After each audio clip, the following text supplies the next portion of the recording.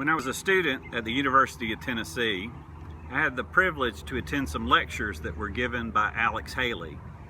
And one of the phrases that he loved to repeat, a phrase that served as kind of a mantra for him, were these words: find the good and praise it.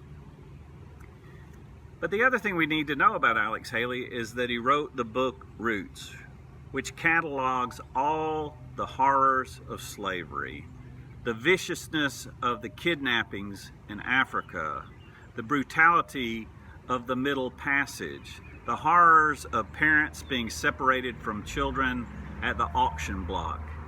It is a long, thick book with many stories that catalog the fundamental problems of our nation, the problems of racism and hatred and bigotry and cruelty. The other thing we need to know about Alex Haley is that with Malcolm X, he wrote the autobiography of Malcolm X. And if we remember Malcolm X for anything, it was his capacity to see the evil and name it, to see the evil and condemn it, to see the evil and protest it. So we need to remember that Alex Haley and Malcolm X were friends. Indeed, after the assassination of Malcolm X, Alex Haley put his daughter through college. Theirs was a friendship. And I think it illustrates something that we all need to do. We need to bring together those parts of ourselves, those impulses, to find the good and praise it, and to see the evil and name it. We need to find peace between these impulses in ourselves before we'll ever have peace in the world. We need to be able to find the good and praise it, and see the evil and change it. Anybody who's been into my office when I'm on vacation knows that Yoda sits in my chair when I'm away. And it may seem like a big leap from Alex Haley and Malcolm X to Yoda, but Yoda once said something that's relevant for our topic today. He said, "Fear is the path to the dark side, for fear leads to anger, anger leads to hate, and hate leads to suffering." But sometimes I do think fear does create a lot of problems, and fear does lead to hate. But sometimes I think there's another dynamic at work. I think there is some part of us that loves to hate. Newspaper columnist Mike Royko wrote about growing up in Chicago, and he used to love to go to the Chicago Cubs games, where he loved to hate the New York Yankees. Now, maybe you grew up in New York going to Yankees games, and you loved to hate the Chicago Cubs. But whoever we are, wherever we grew up, there is something about our experiences in childhood that there are those moments when we love to hate. When the opposing team makes a penalty and everybody goes, boo, there's some part of us that loves to hate. Here at the University of Tennessee, in Neyland Stadium, when the opposing team just walks onto the field, people boo. They haven't even had a chance to do anything wrong. They haven't even had a chance to commit a penalty.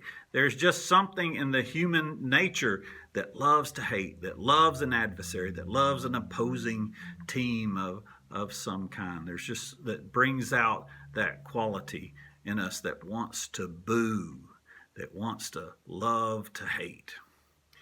I remember when I went to the first Star Wars movie and the villain Darth Vader came out, and everybody booed, and it was fun because we knew it was really obvious who the villain was. And I think that's the way of a lot of our childhood experiences. A lot of our childhood shows give us someone we love to hate. I remember growing up watching Lost in Space, and Robot would come on and say, "Warning, warning, warning, Will Robinson." And every week it was a different monster. Space had lots of monsters, and we could be scared of the monster and proud when they triumphed over the monster. If you ever watch Doctor Who, there's a universe of villains that it's fun to hate, the Daleks and other creatures. And if you're like, I'm showing my geek status, like if you watch Star Trek, phasers on stun. There's the Klingons or the Romulans. So there's part of our childhood and the mythologies that we grow up in that divide things neatly between good guys and bad guys and love and hate. And there's something about us that loves that drama. There's some part of us that loves a villain. And we bring that into our politics and we bring it into other aspects of our adult life. So sometimes fear does lead to the dark side, but sometimes it's something different. Sometimes what leads us to the dark side is that we love to hate. However, even this language is problematic that associates the dark side with evil and the light side with good, that associates black with bad and white with good. After all, Darth Vader wore black and Luke Skywalker wore white. And yet, George Floyd was black, and the police officer who killed him was white. So we really do need to rethink our mythology and our language. My friend Jackie James of blessed memory helped me edit a children's book, and she taught me a great respect for the power of words. She reminded me as she was editing my text that there are a lot of negative associations with the words darkness or black in our culture, and we need to be careful about how we choose our words. She pointed out words like blackmail or blacklist or black mark or black Monday or black mood or black-hearted or black plagued or black market, words that make the word black synonymous with evil or bad. She pointed out how in mythology, as we said in Star Wars, the good guy wears white, the bad guy wears black. Superstitious people fear black cats or have foreboding about the dark continent. But in our culture, it's okay to tell a white lie. And it's a good thing to be pure as the driven snow. Angels wear white. Brides wear white. Devil's food cake is chocolate. Angel food cake is white.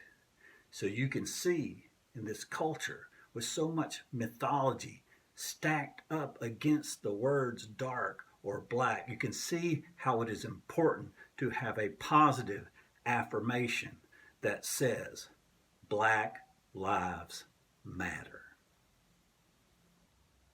If you go to New York City, one of the very few free things you can do is take the Staten Island ferry. And as you ride that boat across the waters, you can look at the Statue of Liberty with her arm in the sky, standing above the harbor, and you might reflect on the words of poetry that we associate with her image. Give me your tired, your poor, your huddled masses, yearning to breathe free. But then when you get to your destination, Staten Island, you may be mindful that this is where Eric Gardner lived and died as he was held down by a policeman as he said over and over again, I can't breathe. I can't breathe. I can't breathe. I can't breathe. I can't breathe. I can't breathe. I can't breathe. I can't breathe. I can't breathe. I can't breathe. I can't breathe. George Floyd died in Minneapolis, calling out for his mother. He also said those words, I can't breathe. And his death has inspired a week of anger and outrage and activism. And many who were quick to condemn football players for taking a knee on the field during the national anthem, an act of nonviolence, are quick to criticize rioters for their violence.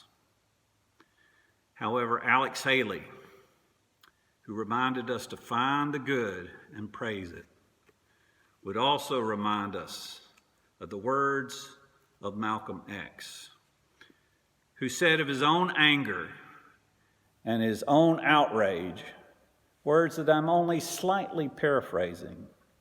He said, "That's not a chip on my shoulder, that's your knee on my neck." And his words remind us that we have a long way to go before we live in a nation where everyone can breathe free. Sometimes a picture is worth 1,000 words. And this week, while scrolling on the internet, I saw a picture of this shirt, Christ on the cross, saying, "I can't breathe." And I was reminded of the Catholic monk, Thomas Merton, who used to be very outspoken in his editorials and in his sermons. He spoke out against the war in Vietnam. He spoke out against the nuclear arms race. He spoke out against racism. And he was so outspoken and so controversial that the Catholic Church silenced him and said he could no longer speak out for peace and he could no longer write editorials for peace. But they did make one concession. They said, "You can pray for peace."